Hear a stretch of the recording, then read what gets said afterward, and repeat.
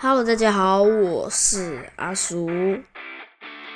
这个寒假呢，我们来到清景泽来滑雪，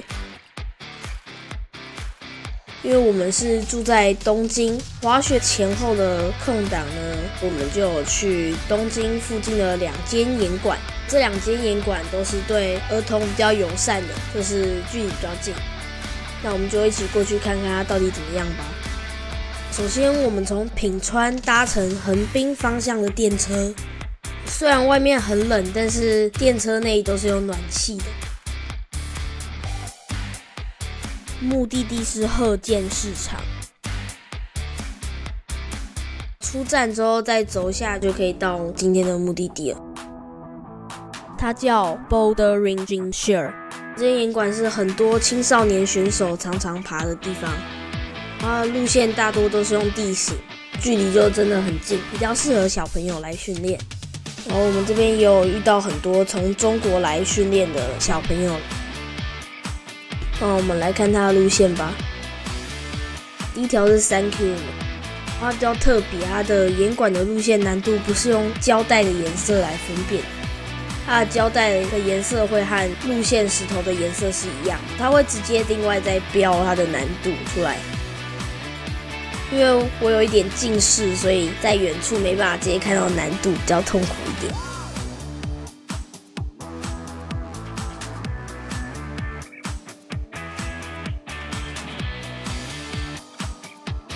前面就是先做一些简单的热身。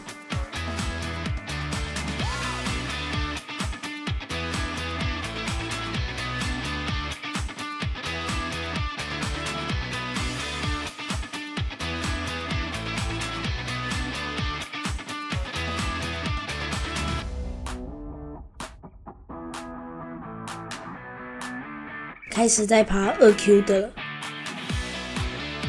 ，2Q 的难度大概就是 V5。像这个就前面提到了，它有很多的地方都是用像这样很大的地形。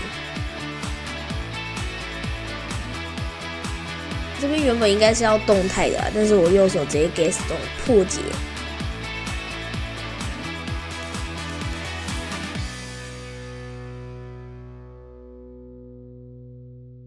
后面这个地方比较难，要冲完攀的这个地方，我试了还蛮多次的，有试不同方法，然后一直不小心 fall。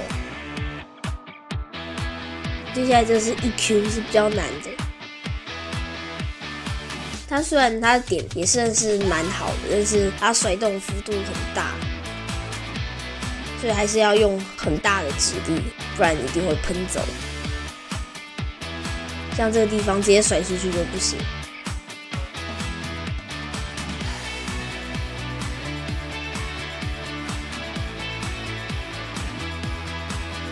到后面我已经快要没有耐力了，还蛮慌的。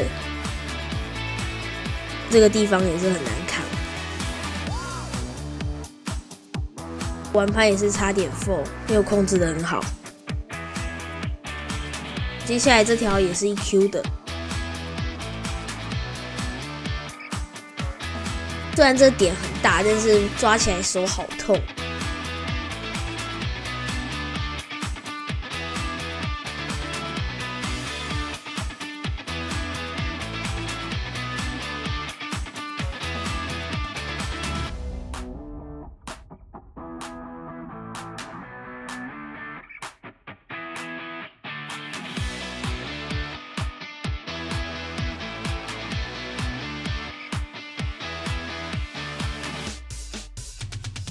这边我一开始以为它的玩攀是很大颗，但是我想说保险一点，所以我就踩过去左边。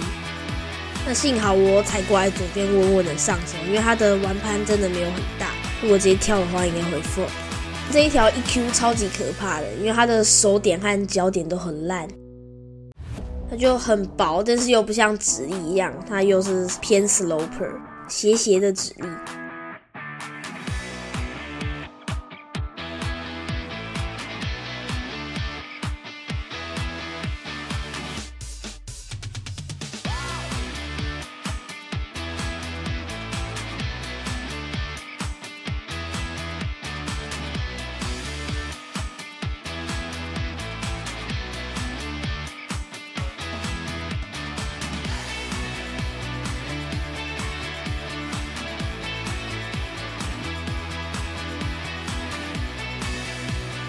因为那个时候很冷，然后那个地板又很冰，所以我在穿鞋的时候，我的脚一直抽筋。我现在在出完盘的时候，我的左脚也在抽筋，所以我就赶快完盘，然后赶快下来。这一条就是4Q， 这一条虽然已经热身完了啦，但是因为它上面好像有一台类似电风扇的东西在上面转，所以我想说爬这一条路线上去看一下它的电风扇。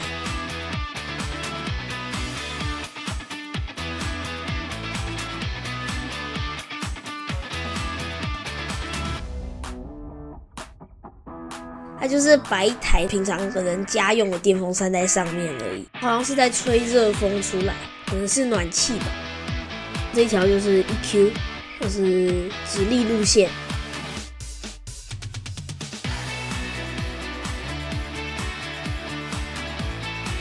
它直立路线有结合到要用那个黑色地形，我觉得蛮酷的。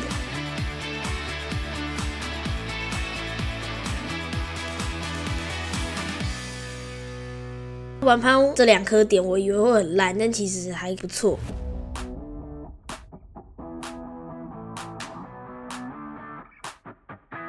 这一条我前面有 fall， 但是我其实也不知道在 fall 什么，反正就有点晃出来，有点失误。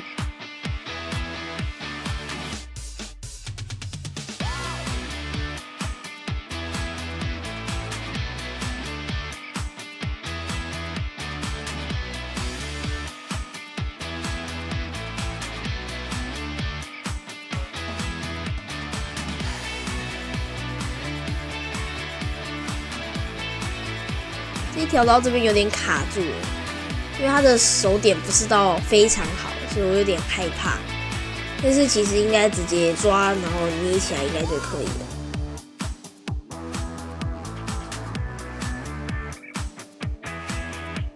这边玩盘还要勾脚，这个距离应该是蛮远的啦。如果要勾着这样出的话，如果可能再矮一点，可能不确定勾不勾得到。这一条是1Q。这条试了非常多次才爬完，尤其是前面的指力卡关很久。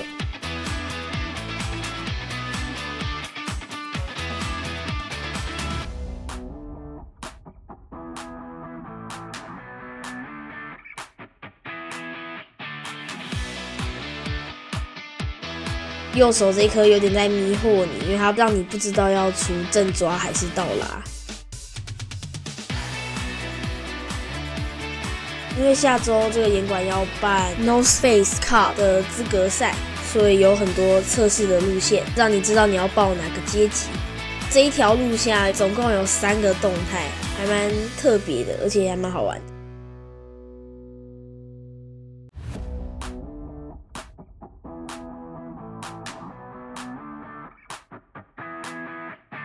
这是第2个动态，它每一种都有，像是直接正跳，还有刚刚那个侧跳。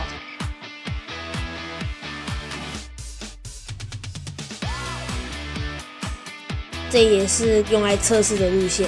爬到这时候，因为我的脚后跟有点在痛，所以原本应该会想试左脚勾脚的动作，但是后来没有，就出双手。这个跳完其实后面就是大点。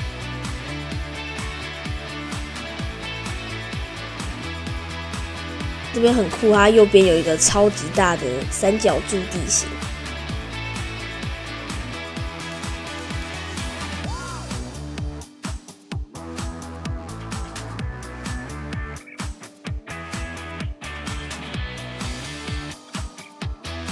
这条是 slope 的路线，但是难得我试了很多次都还是没有成功。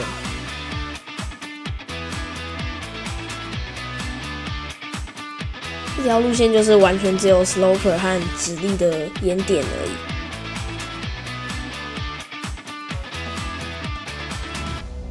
这边我自己觉得应该是因为我脚有点不好踩到下面的点，没办法把自己人留在里面，所以就抓不住，就会缝。这边有很多很特别的东西，像是这个平衡板，其实这个在 Zip Rock 也有，但是这边呢它比较高级，它下面有一个绳子是防止它前后的，而且下面还有一个软垫，所以会比较简单。我觉得这间岩馆呢，它很大，然后它的路线很多，路线也很有趣，有很多种不同的形式，像是 sloper 啊、动态啊，甚至 slab 也有，而且距离真的比较近，蛮适合小朋友的。接下来几天轻井泽滑雪的课程结束后，我们去位于群马县高崎市的另外一间，这间岩馆叫 White Rock。先搭乘新干线到高崎站就到了。要说一下高崎车站的麦当很好吃，它的薯条炸得很棒。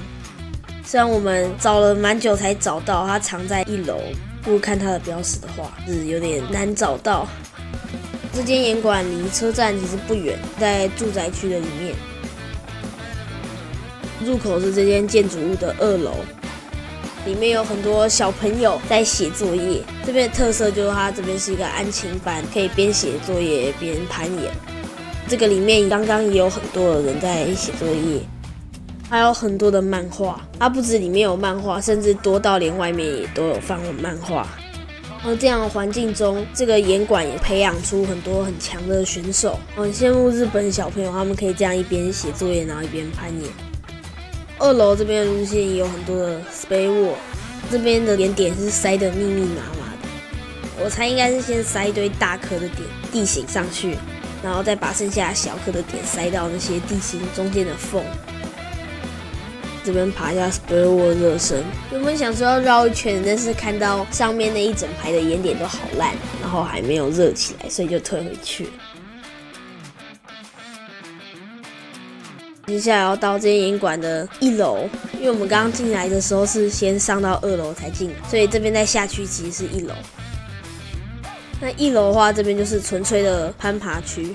然后他跟我们介绍说，这个是针对青少年选手训练用的比赛墙。我们这些路线就是设计给小孩爬，大人的话可能会有点近。一条路线很特别，虽然才5Q， 但是有还蛮大的动态。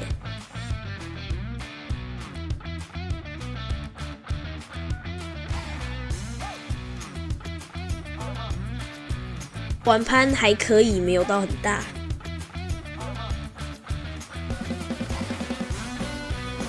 这一条也是5Q， 我觉得这边的路线啊都蛮难的，但是它都会标比较简单，可能应该这才是正确的标准啦，以他们那边来说。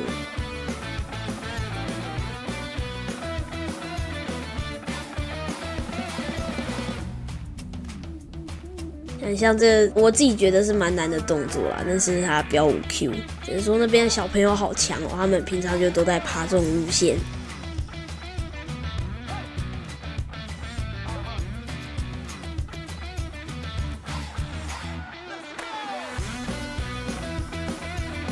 这一条路线我自己爬起来可能是大概有 V4 的感觉，但这条也是5Q 的话可能大概就是在那边的 V2 左右吧。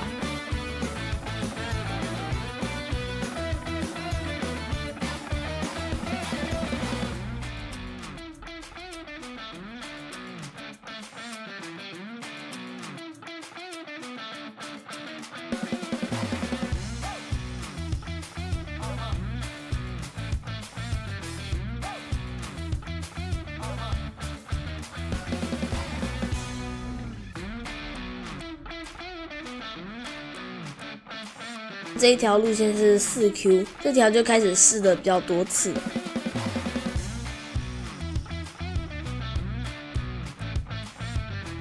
我觉得这条路线的力量感还蛮重的，应该说要很用力的。然后这个中间的那个 sloper 的点，不知道要干嘛。我觉得好像其实两边的指力会比较好用，但可能对大人来说的话，中间那个比较好用，因为指力对他们来说比较小，比较难捏，而且他们比较大颗的 sloper， 他们可以用捏的，就是 pinch。然后这条路线我跳了非常多次，我跳了大概50多次才跳到。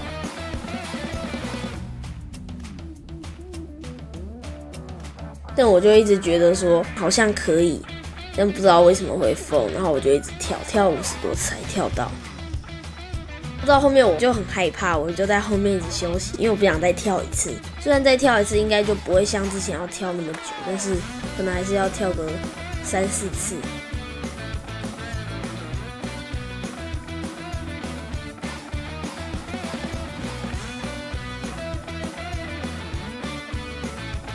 这边是当初的规划图，然后我只爬到最多就是爬到4Q， 就大概 V3。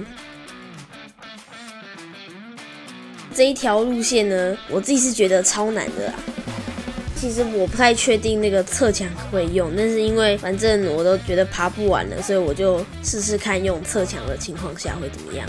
然后它上面那一颗点是真的还蛮烂的，如果以动态来说的话，用侧墙的话就会比较简单，我就可以这样偏静态上去抓。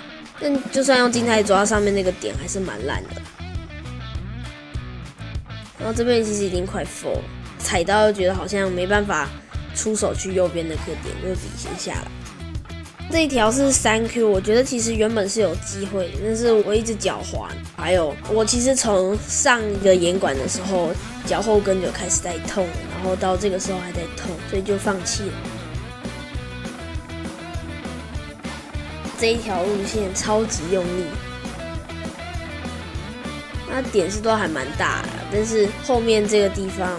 就是现在左手这一个侧拉，然后和右边这一颗点都蛮烂的，尤其是它配合要抓起来更烂，它又要踩起来，然后就撑不住。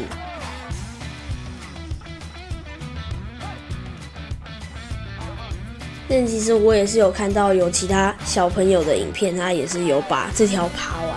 他的力量真的是很夸张，像我刚刚那样动作，但是他就抓住，然后撑起来，然后就再跳下一颗。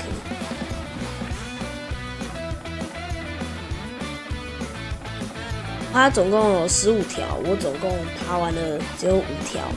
我觉得这间岩馆呢，真的是距离比较近，也是蛮适合小朋友。但是它的缺点呢，就是它的路线比较少，因为它2楼的部分比较混乱一点，也比较少路线可以爬。我们回去的时候很晚，都没什么车，所以我们就跑到一个很小的站。那个站呢，进去竟然是不用买票的，它是到车上才买票，非常特别。而且蛮久才有一班车的，我就坐在旁边喝玉米浓汤，然后打电动。这2间岩馆，他们共同的特色就是路线的动作都很近。